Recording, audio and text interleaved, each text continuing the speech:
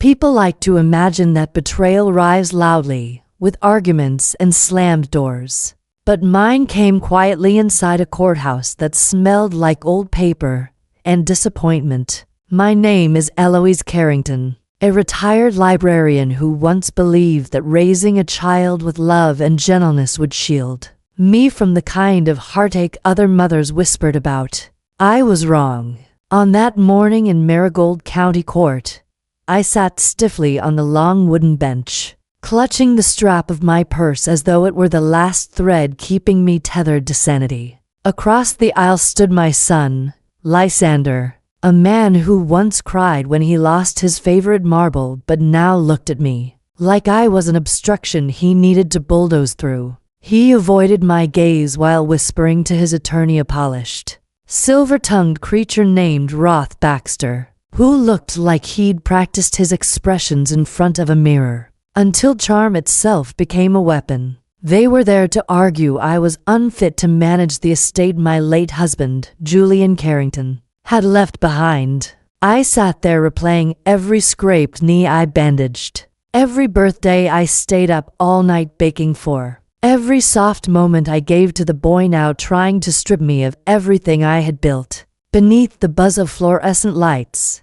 and the murmurs of shuffling paperwork, it felt like the world had inverted itself, and I was the only one who noticed. When Roth finally rose to speak, he delivered his lines like a seasoned actor, each word dipped in false concern. Mrs. Carrington is incapable of responsibly maintaining financial assets, he declared, as though he had personally observed my entire life. I wanted to laugh. I had once stretched $40 into 2 weeks of meals and still managed to keep the lights on. Lysander followed, rehearsed indignation dripping from his tone. He accused me of ruining everything my father worked for. Hearing his voice so cold, so detached, was a knife I didn't see coming. The judge listened politely, expression unreadable, but the jurors' subtle nods made my stomach tighten. I wondered if any of them had ever stood across from their own child and seen a stranger wearing their features. To quiet the panic rising inside me, I thought of Julian, the man who color-coded grocery lists, double-checked every lock at night, and kept extra batteries in every drawer. He had been the planner in our partnership, and he trusted me completely. I found comfort imagining his steady hand over mine, reminding me I had survived worse storms before. But nothing, not grief, not financial stress, hurt quite like seeing your child stand on the opposite side and call you incompetent. The judge finally turned to me with a simple question. Mrs. Carrington, do you wish to respond? My heart hammered so loudly I thought the entire courtroom would hear it. I stood, smoothing the skirt of the navy dress I had chosen that morning because Julian once said it made me look strong. Before I opened my mouth, I realized something profound. This wasn't just a fight about property or numbers on a bank statement. It was about dignity. It was about honoring the life Julian and I built from scratch through lean years, laughter, wounds, triumphs, and endless ordinary days we stitched together with love. Lysander saw inheritance as a prize, but for me, it was memory, devotion, history. And so I met the judge's eyes and said the sentence I'd been holding close. Your Honor, I have evidence my husband prepared before he passed. A ripple of curiosity swept the courtroom. Roth's smirk faltered. Lysander stiffened. I could feel Julian's presence like a quiet exhale at my back. I knew this was only the beginning, but for the first time that day, I felt the ground shift under my feet in my favor. To understand the weight of that moment, you'd need to know the kind of man Julian was. He was deliberate in everything he did, from labeling Christmas decorations with dates to creating backup folders for his backup folders. Even during his illness, when his hands trembled and his breath came short, he insisted on organizing every detail of his end-of-life documents. One evening, as rain tapped against our kitchen window, He told me he wanted to ensure I'd be safe long after he was gone. He guided me through every line of his will, every account, every instruction. And tucked inside that folder was a handwritten note that read, "Because you were the one who built this life with me." I cried until the ink smudged. Months after he passed, I discovered a small flash drive hidden in the back of his study drawer labeled in his unmistakable pen, "For emergencies only." I had assumed it contained tax records or passwords. It wasn't until the court battle began brewing that I opened it and discovered a video message recorded the night he updated his will. I remember sitting in his study, watching the screen glow with his tired but determined face, and feeling the kind of heartbreak that presses a person to their knees. I didn't tell Lysander about the video not because I wanted revenge, but because I wanted him to stop on his own. But he didn't.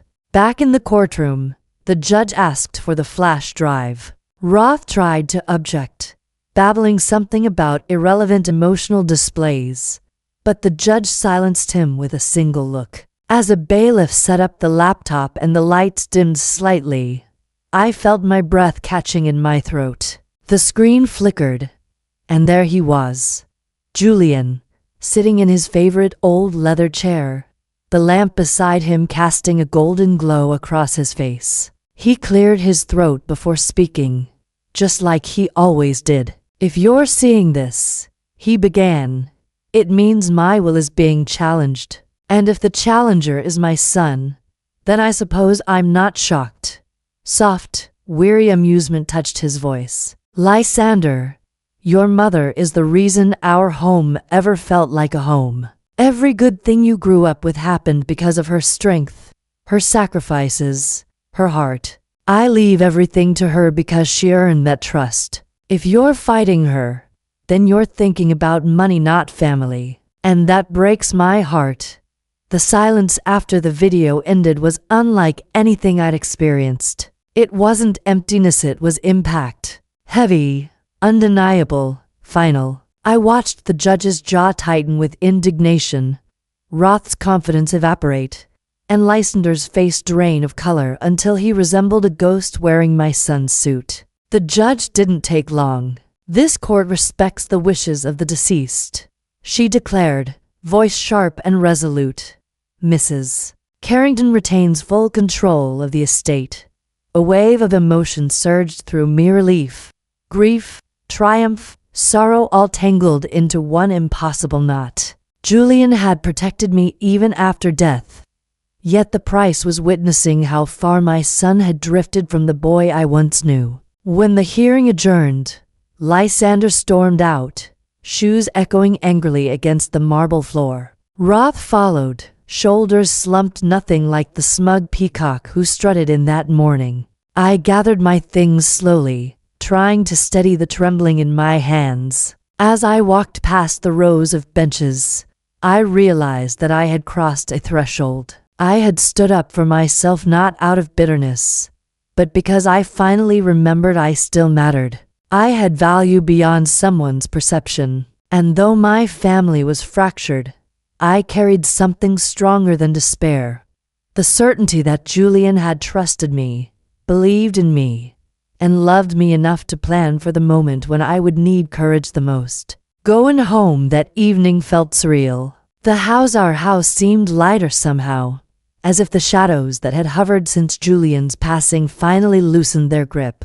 I kicked off my shoes, poured a glass of deep red wine, and turned on the old jazz playlist Julian and I had danced to during countless late nights. And right there in the middle of the kitchen, on the faded tiles we always meant to replace, I danced. I twirled slowly, carefully, laughing at how ridiculous I must have looked, a widow in her 60s spinning around like a carefree teenager. But grief does strange things. Strength does, too. For a few precious minutes, I wasn't the woman who had battled her own child in court. I wasn't the lonely soul sleeping on one side of a cold bed. I was simply Eloise, a woman rediscovering sparks of joy she thought had died with her husband. The next morning, my joints protested, but even the stiffness felt like a badge of honor. I'd survived something soul-shaking and I was still standing. Word of the court case spread faster than weeds in spring. Distant cousins appeared out of thin air with syrupy condolences. My cousin Mirella called pretending to care, but managed to slip in a sales pitch for her ridiculous herbal miracle drops. My sister-in-law sent a fruit basket massive enough to feed half the neighborhood, a transparent blend of guilt and curiosity. My neighbor, Mrs. Hildebrand, dropped off banana bread and tried not to why she failed. Yet in all the chaos, something else surprised me. Real kindness. Friends who knew the quieter details of my life showed up. The mailman gave me a thumbs up. A teenager from down the street offered to help mow my lawn. Even the librarian at my old workplace hugged me so tightly I nearly cried. I realized then that while family can sometimes wound us in ways no one else can, community has a strange and beautiful way of stitching us back together. I also found myself reflecting on the years Lysander and I had shared, the good ones and the ones that went wrong. Maybe I had made mistakes as a mother. Maybe he had made choices he wasn't proud of. But love doesn't evaporate. It just gets buried under pride, resentment, and time. Now, as I sit in Julian's old armchair with my notebook in my lap and music humming softly in the background, I find myself thinking about stories, how they shape us, how they expose us, how they save us. Standing up for myself wasn't about greed or revenge. It was about reclaiming the voice I'd spent years muting to keep peace within my home. It was about honoring the man who believed in me even when I doubted my own strength. And it was about reminding myself that I had a life still worth living. Maybe one day Lysander and I will mend what has been broken. Maybe not. But for now, I am learning to forgive him from a distance and learning to forgive myself for the years I stayed silent. If you are reading this, I hope you remember something important. You are allowed to draw boundaries. You are allowed to defend the life you built with your own hands. And most of all, you are allowed to choose yourself. So raise your glass, take a deep breath, and remember, you're stronger than you think. If you like my story, please subscribe today, remember, and leave a comment. I'd love to hear from you.